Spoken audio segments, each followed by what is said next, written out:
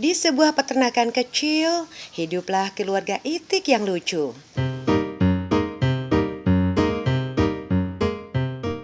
Ibu itik tengah mengerami telur-telurnya, menunggu anak itik menetas.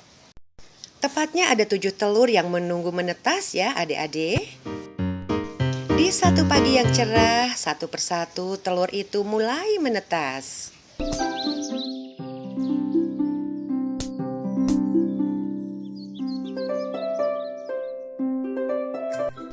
Anak itik tersebut mulai beradaptasi dengan dunia baru. Mereka bersuara dan berjalan mengikuti ibu itik.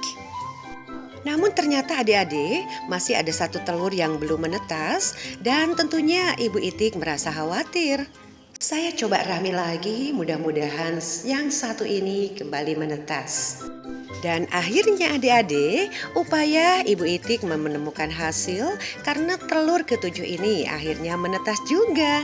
Tapi nampak anak itik yang baru menetas ini kebingungan adik-adik. Dia melihat ke sekeliling dan dia tak tahu bahwa ibu itik dan saudaranya ternyata lebih kebingungan lagi adik-adik. Karena anak itik yang satu ini kelihatan unik dan tidak mirip dengan saudara-saudaranya. Badannya lebih lebar dan warna bulunya abu-abu dan putih, bukan kuning. Dan anak itik lain mulai mentertawakannya adik-adik. Aku tak mengerti, kenapa kamu tak mirip dengan saudara-saudaramu?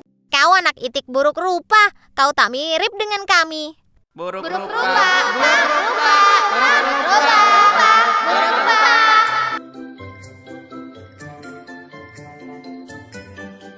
Setelah beberapa waktu, anak itik pun tumbuh besar.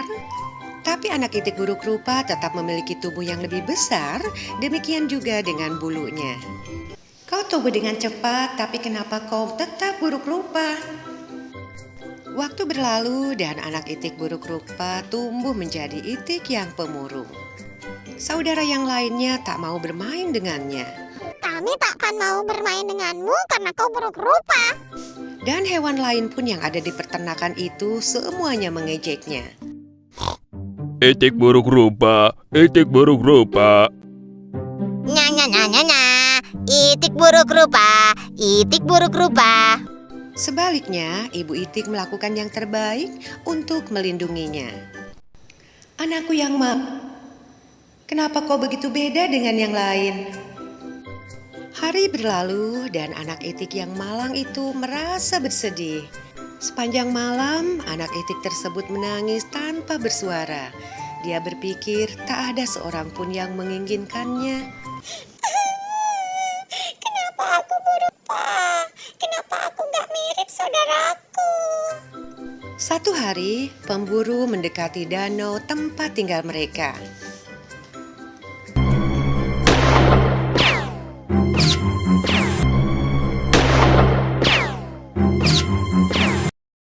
Dan pemburu itu memburu itik yang mereka lihat. Saat ibu itik mencari makanan untuk anak-anaknya, dia tertangkap oleh pemburu itu adik-adik. Anak itik buruk rupa itu tak tahu yang terjadi dan dia menunggu ibunya kembali sampai keesokan harinya. Anak itik yang malang itu tak tahu harus berbuat apa. Dan pertama-tama dia menemui anjing. Pergilah, tak boleh ada yang melihatku bicara dengan itik buruk rupa seperti itu. Kemudian itik buruk rupa itu menemui ayam dan ternyata ayam pun mengejeknya.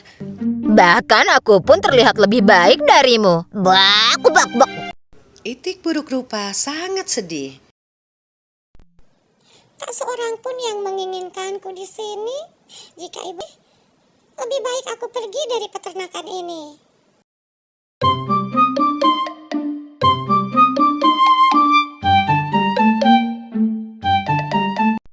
Dan pagi itu, itik buruk rupa meninggalkan peternakan itu dan berenang di sebuah danau.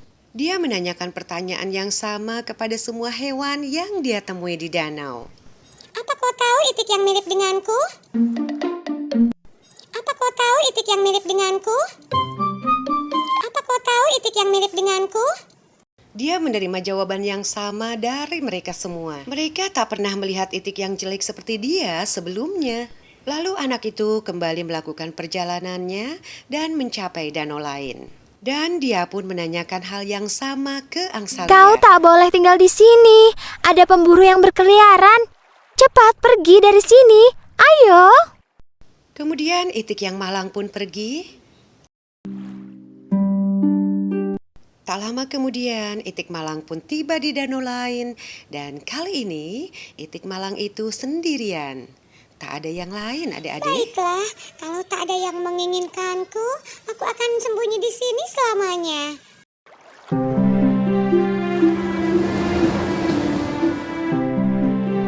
Meski sendirian, anak Itik malang itu merasa bahagia. Suatu hari, dia melihat burung berleher panjang bermigrasi ke selatan.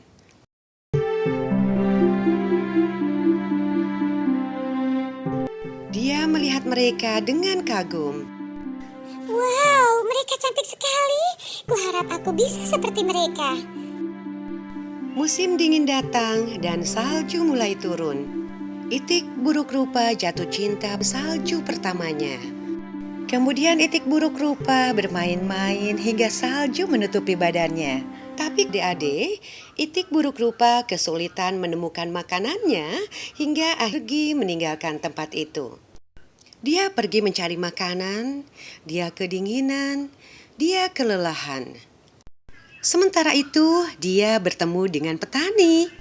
Petani merasa iba dan memberikan jaketnya. Kau makhluk malang pasti kedinginan. Aku akan membawamu pulang dan merawatmu sampai besar.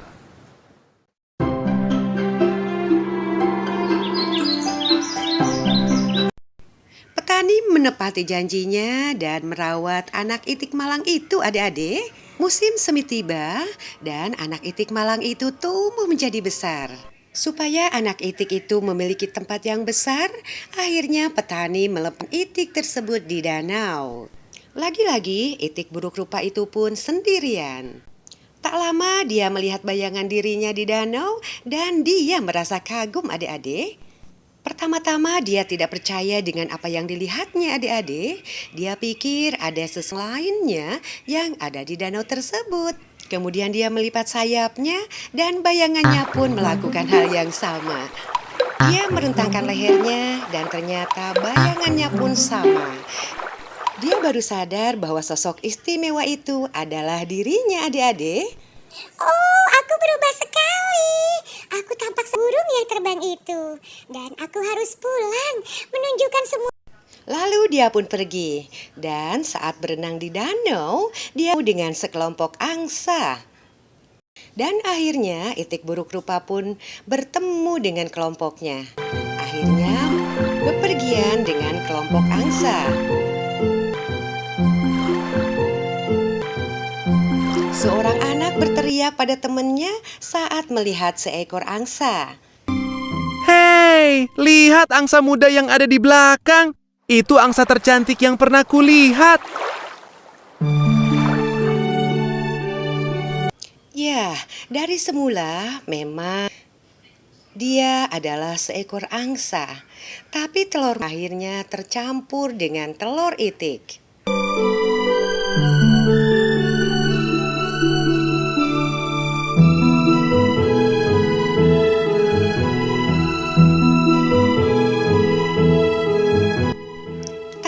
Anak Itik malang itu kini sudah bersama keluarganya dan bahagia menanti dalam hidupnya.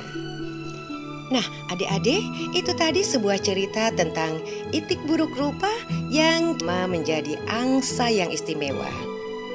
Ingat adik-adik, jangan lupa belajar agar tetap pintar. Makasih, bye-bye.